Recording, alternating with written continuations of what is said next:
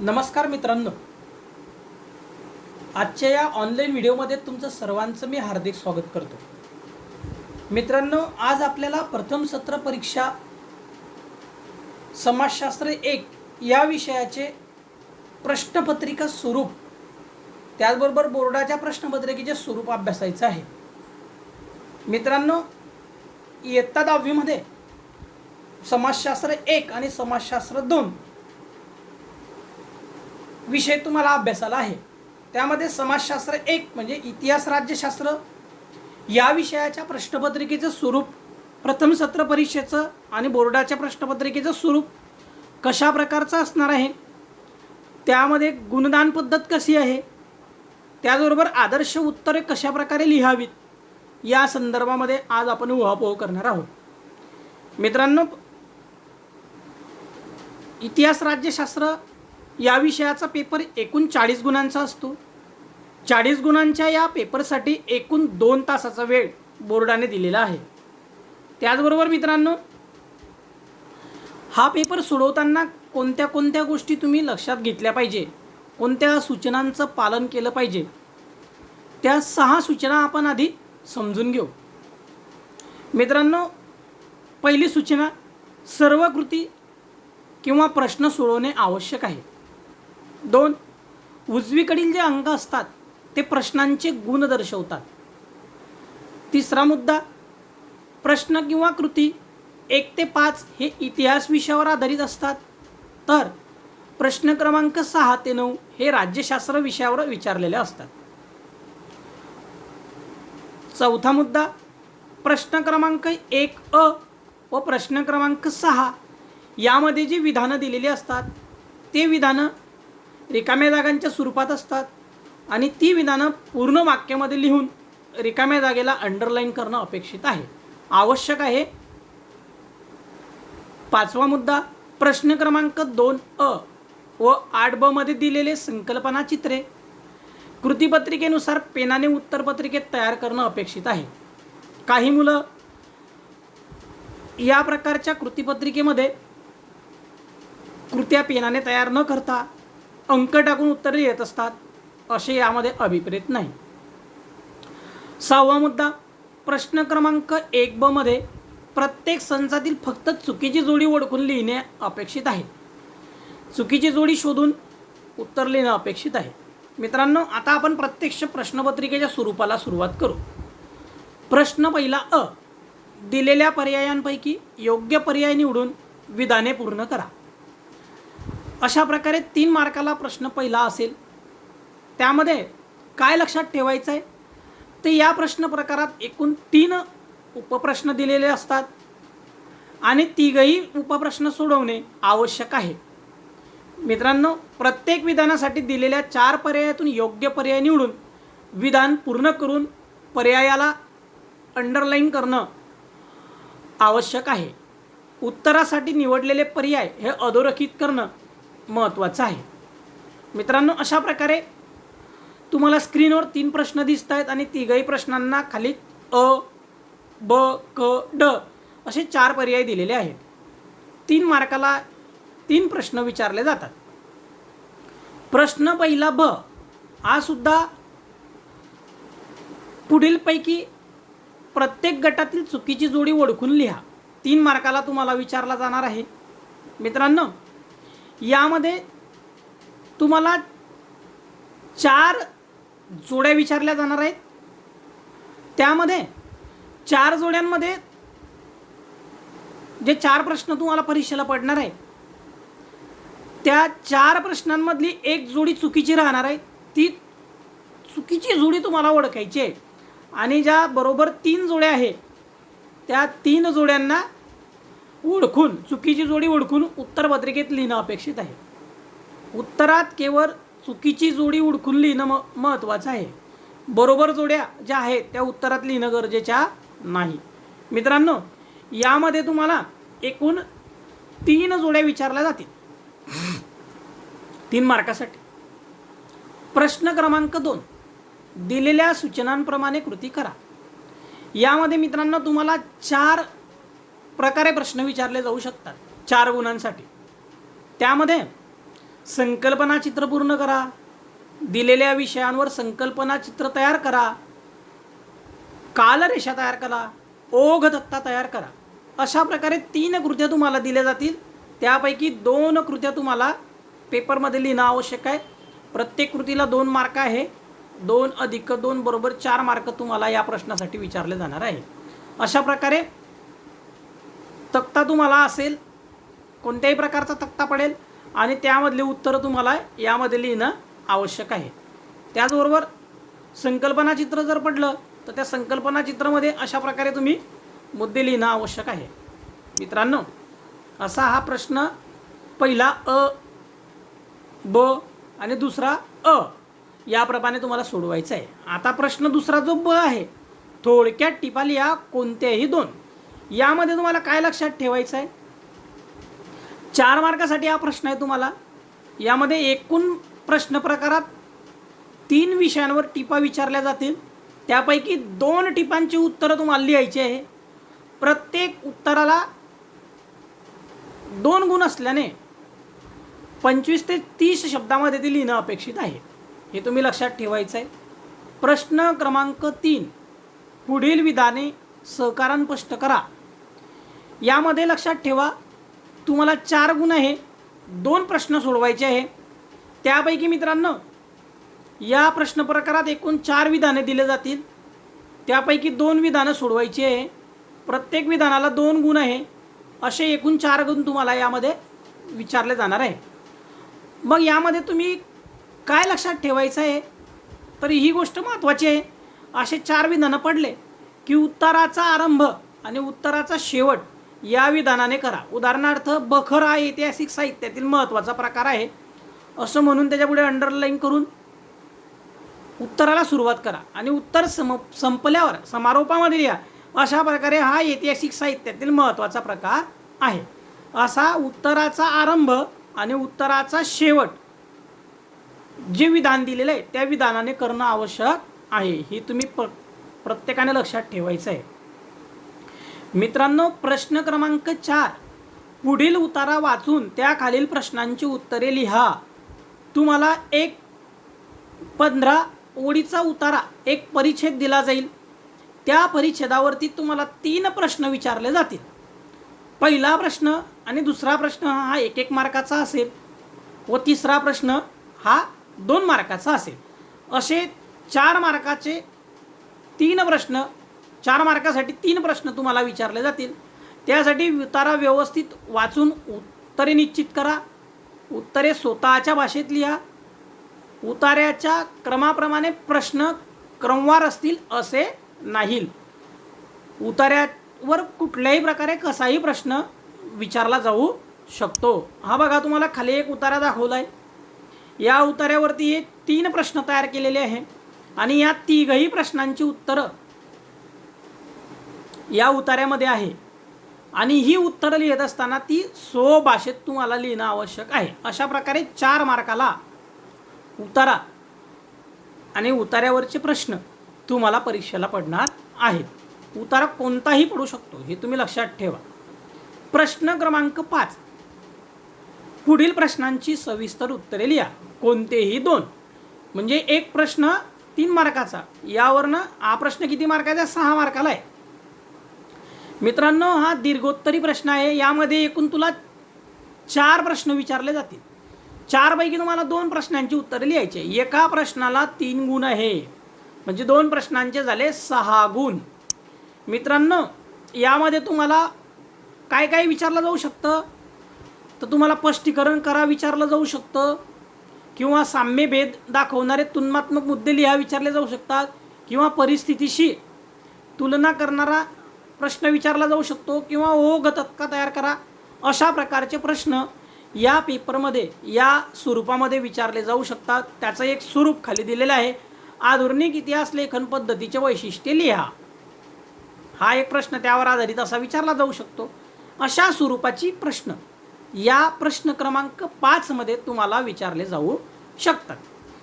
मित्रांनो, पेपर लिहित असताना राज्यशास्त्र आणि इतिहास असे 2 भाग असल्यामुळे पहिला भाग लिहित असताना इतिहास असं वरती नोंदवा. आता प्रश्न 6वा आहे, त्यावरती लिहा राज्यशास्त्र आणि मग राज्यशास्त्र विभागाला सुरुवात करा. प्रश्न 6 राज्यशास्त्राचा आहे. मित्रांनो, राज्यशास्त्रामध्ये एक गोष्ट तुम्ही लक्षात ठेवा की राज्यशास्त्रावरील या वस्तुनिष्ठ प्रश्नामध्ये 2 विधाने दिली जातात. प्रश्न 6 किती विधानं दिली जातील? 2 विधानं. आणि या दोघंही विधानांची उत्तरं लिहिताना जे 4 पर्याय दिलेले आहेत त्याच्यातला अचूक पर्याय निवडून या रिकाम्या जागेमध्ये ते लिहून त्याला अंडरलाईन करणं आवश्यक आहे. म्हणजे विधान पूर्ण लिहा, त्याला अंडरलाईन करा आणि अशा प्रकारे त्याला 2 मार्कांसाठी 2 विधानं तुम्हाला विचारले जातील. प्रश्न 7 जो आहे मित्रांनो तो लक्षात घ्या. पुढील विधाने चुकी बरोबर ते सहकारण स्पष्ट करा. यामध्ये तुम्हाला 3 विधानं दिली जातील. त्या 3 विधानांमध्ये जे विधान चूक असेल बरोबर असेल ते तुम्हाला शोधायचं आहे आणि त्या 3 विधानांपैकी 2 विधानांची उत्तरं तुम्हाला लिहायची आहे. तुम्हाला विधान चूक आहे बरोबर हे कळलं की ते विधान चूक का आहे किंवा बरोबर का आहे त्या संदर्भामध्ये त्याचं स्पष्टीकरण लिहिणं आवश्यक आहे. उदाहरणार्थ खाली पहा, एक प्रश्न आहे, निवडणूक आयोग निवडणुकीच्या दरम्यान आचारसंहिता लागू करतो. हे विधान चूक आहे का बरोबर आहे? तर हे विधान बरोबर आहे. मग हे विधान का बरोबर आहे? हे मुद्देसूद 4-5 मुद्द्यांच्या आधारे तुम्हाला याचं उत्तर लिहिणं अपेक्षित आहे. दुसरा प्रश्न पहा, राजकीय पक्ष शासन व जनता यांच्यातील दुवा म्हणून काम करतात. मित्रांनो, हा जो प्रश्न आहे आपण चूक आहे का बरोबर आहे, हा जर बरोबर असेल तर हा प्रश्न का बरोबर आहे हे तुम्हाला लिहिता आलं पाहिजे. निवडणुकीतील भ्रष्टाचारामुळे लोकांच्या लोकशाही प्रक्रियेवरचा विश्वास उडू शकतो. हे विधान चुकी बरोबर, हे विधान चुकी बरोबर, हे विधान बरोबर आहे. तर मग याचं स्पष्टीकरण लिहिणं अपेक्षित आहे. प्रश्न 8 अ, पुढील संकल्पना स्पष्ट करा. मित्रांनो, कोणत्याही यापैकी एका प्रश्नाचं उत्तर लिहिणं अपेक्षित आहे. 2 प्रश्न तुम्हाला विचारले जाणार आहे आणि एकाचं उत्तर लिहिणं तुम्हाला गरजेचं आहे. 2 मार्कासाठी आहे. उदाहरणार्थ बघा, प्रश्न कसा असेल, मध्यावधी निवडणुका किंवा पर्यावरण चळवळ. संकल्पना स्पष्ट करायच्या कोणत्याही संकल्पना तुम्हाला परीक्षेला विचारल्या जातील. मित्रांनो, प्रश्न 8 ब, कोणताही एकच लिहायचा आहे. यामध्ये सूचनेनुसार कृती करा किंवा संकल्पना चित्र पूर्ण करा, कालरेषा पूर्ण करा, दिलेल्या संकल्पना चित्र तयार करा, ओघतत्ता करा, यापैकी कोणताही एक प्रश्न विचारला जाऊ शकतो. त्यामध्ये तुम्ही ज्या आकृत्या काढणार आहे त्या पेनने काढल्या पाहिजे. लक्षात ठेवलं पाहिजे की पेनाने आकृत्या काढायचे. त्यानंतर त्यामध्ये तुम्हाला संस्थेच्या शाखा, उपशाखा, वैशिष्ट्ये, वंश, वृक्ष, ओघतक्ता तयार करायचा असेल तो त्या प्रकारे तयार केला पाहिजे. अशा प्रकारे बघा, याच्यामध्ये दिलेलं आहे महाराष्ट्रातील प्रादेशिक पक्ष.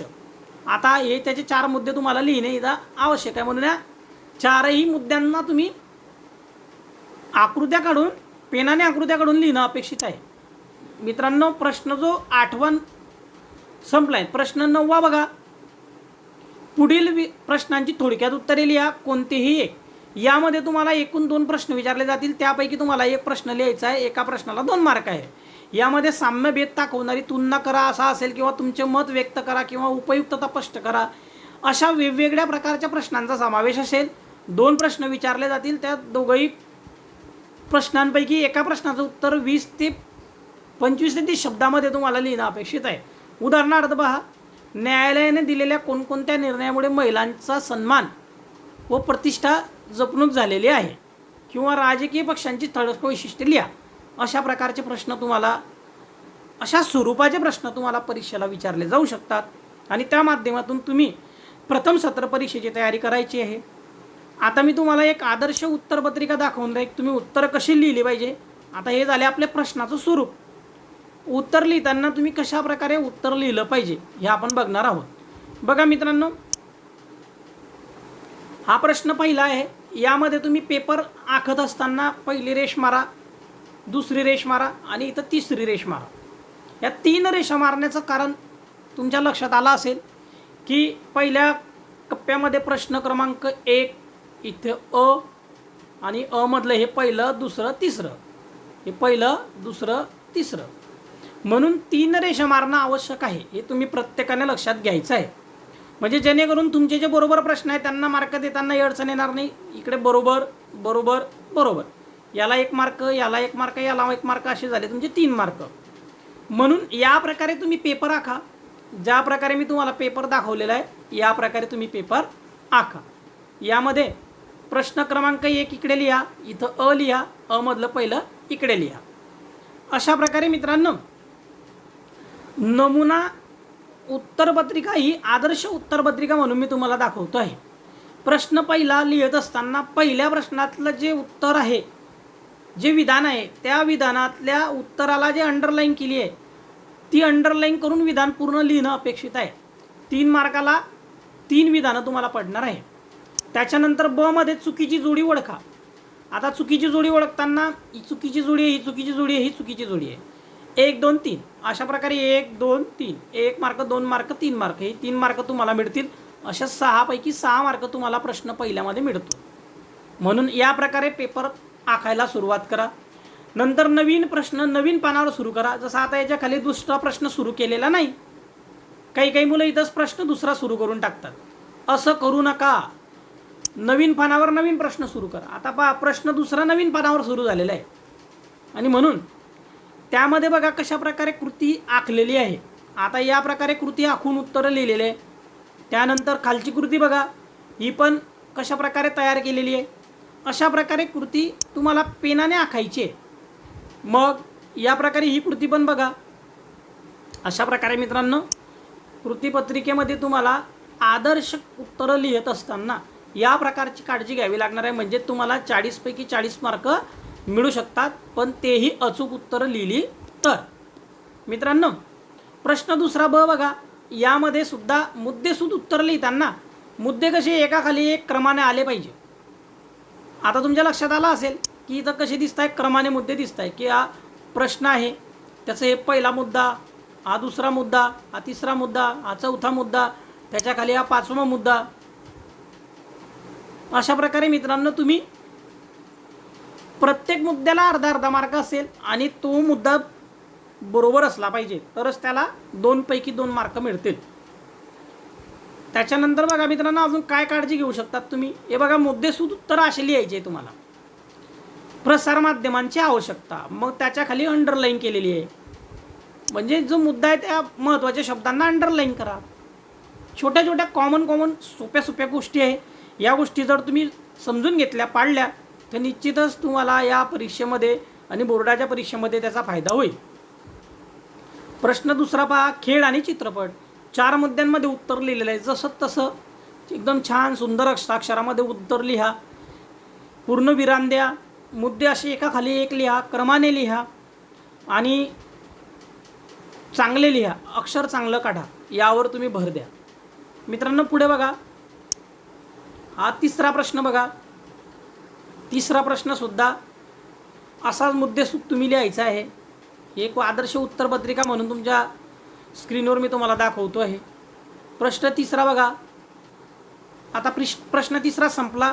नवीन पानावर नवीन प्रश्नाला सुरुवात करा. चौथा प्रश्न पहा, नवीन पानावर सुरू केलेला आहे. म्हणून मित्रांनो योग्य उत्तराला पैकीच्या पैकी मार्क मिळत असतात, हे तुम्ही लक्षात घेतलं पाहिजे. त्यानंतर 5वा प्रश्न पहा, इतिहासाचा मोठा प्रश्न आहे. 3 मार्कासाठी हा प्रश्न तुम्हाला परीक्षेला विचारला जातो. मित्रांनो पहा, आधुनिक इतिहास लेखन पद्धतीचे 3 वैशिष्ट्य तुम्हाला विचारले. तुम्हाला जेवढे वैशिष्ट्य लिहिता येतील 4-5 जेवढे तुम्हाला माहिती आहे, जेवढे तुम्ही अभ्यासलेले आहे ते त्यामध्ये लिहिणं अभिप्रेत आहे. विचारले 3 आहे परंतु तुम्ही जास्ती लिहू शकतात. त्यानंतर बघा, विविध कला क्षेत्रात व्यवसायाच्या पुढील संधी उपलब्ध असतात. अशा प्रकारे प्रश्न आहे आणि त्या प्रश्नाचं उत्तर तुम्ही अशा मुद्देसूद पद्धतीने लिहू शकतात. मित्रांनो हा जो 5वा प्रश्न झाल्यावर 6वा प्रश्न तुम्हाला राज्यशास्त्रावरती विचारला जातो. राज्यशास्त्राचा पहिला जो प्रश्न आहे 6वा, हा 2 मार्काला रिकाम्या जागा असतात. रिकाम्या जागांना अंडरलाईन करा आणि रिकामी जागा पूर्ण लिहा. अशा प्रकारे पूर्ण रिकामी जागा तुम्ही लिहिणं अपेक्षित आहे. काही मुलं नुसतं उत्तर लिहितात, एवढं उत्तर लिहितात, त्याच्या अंडरलाईन करतात त्याच्या खाली आणि बाकीचा मुद्दा सोडून देतात. अशा प्रश्नांना मार्क दिले जात नाही. आपलं उत्तर बरोबर असतं तरी पण आपल्याला 0 मार्क मिळतात. त्यामुळे मित्रांनो विधान पूर्ण लिहा आणि जे विकल्प आहे त्याला अंडरलाईन करा. नवीन पानावर परत 7वा प्रश्न पहा. पुढील विधान चुकी बरोबर असं विचारलेलं आहे. आता आपण मागे पाहिलं होतं आचारसंहिता निवडणुकांच्या काळात लागू होते, आपण म्हटलं होतं ते बरोबर आहे. मग ते का बरोबर आहे तर त्याचं उत्तर तिथं 3 मुद्द्यांमध्ये लिहिलेलं आहे. एक पहा, आचारसंहिता लागू केल्यामुळे निवडणुका खुल्या वातावरणात व निष्पक्षपाती पद्धतीने घेता येतात. दुसरा मुद्दा, निवडणुकीच्या काळात गैरप्रकारांना आळा घालता येतो. तिसरा प्रकार, धाक प्रसाद दहशत किंवा बडी तो खानपिढी अशा प्रकारे कोणीही जबरदस्ती करून मतदान घेऊ शकत नाही, मतदान करू शकत नाही. त्यामुळे मुक्त वातावरणात मतदान होते, म्हणून निवडणूक आयोग निवडणुकीच्या दरम्यान आचारसंहिता लागू करते. अशा प्रकारे मित्रांनो सहकारण ते उत्तर का बरोबर आहे हे तुम्हाला लिहिता आलं पाहिजे. जर ते उत्तर चूक असेल तर ते का चूक आहे असं सहकारण ते तुम्हाला लिहिता आलं पाहिजे. अशा प्रकारे सहकारण चुकी बरोबर ते लिहा. नंतर प्रश्न 8वा जो अ आहे मित्रांनो, या 8व्या अ मध्ये मुद्देसूद प्रश्नांची उत्तर लिहिणं तुम्हाला अपेक्षित आहे. तुम्ही समोर बघता जाय स्क्रीनवर की कशा प्रकारे मुद्देसूद आणि अतिशय सुंदर हस्ताक्षरामध्ये तुम्ही पेपर लिहू शकतात. त्यानंतर बघा पुढचा मुद्दा बघा, 8वा नंतर 9वा जो प्रश्न आहे 8वा ब बघा. आधी 8व्या ब मध्ये कशा प्रकारे कृत्या काढलेल्या आहे, अशा कृत्या तुम्ही परीक्षेला काढणं अपेक्षित आहे पेनाने, पेन्सिलचा वापर न करता. त्यानंतर बघा मित्रांनो नवीन पानावर नवीन प्रश्न, प्रश्न 9वा बघा, न्यायालयांनी वेळोवेळी दिलेल्या निर्णयांमुळे महिलांच्या सन्मानाची व प्रतिष्ठेची जपणूक होण्यास मदत झाली. या मुद्द्याला तुम्ही 4 मुद्द्यांमध्ये, या प्रश्नाचं उत्तर 4 मुद्द्यांमध्ये तुम्ही लिहू शकतात. अशा प्रकारे मित्रांनो समाजशास्त्र या विषयाच्या आदर्श उत्तरपत्रिकेच्या माध्यमातून तुमच्या लक्षात आला असेल, प्रश्नपत्रिकेच्या स्वरूपाच्या माध्यमातून तुमच्या लक्षात आला असेल की बोर्डाच्या परीक्षेमध्ये 40 पैकी 40 गुण मिळवणं हे किती सोपं आहे. त्याचबरोबर प्रथम सत्र परीक्षेमध्ये सुद्धा तुम्ही पैकीच्या पैकी मार्क मिळवू शकतात. आणि या प्रकारे पेपर आखा, प्रश्नपत्रिकेचं स्वरूप लक्षात ठेवा आणि अभ्यास करून सुंदर हस्ताक्षरामध्ये पेपर लिहा, म्हणजे तुम्हाला पैकीच्या पैकी मार्क मिळतील. आता येतं आपण थांबू.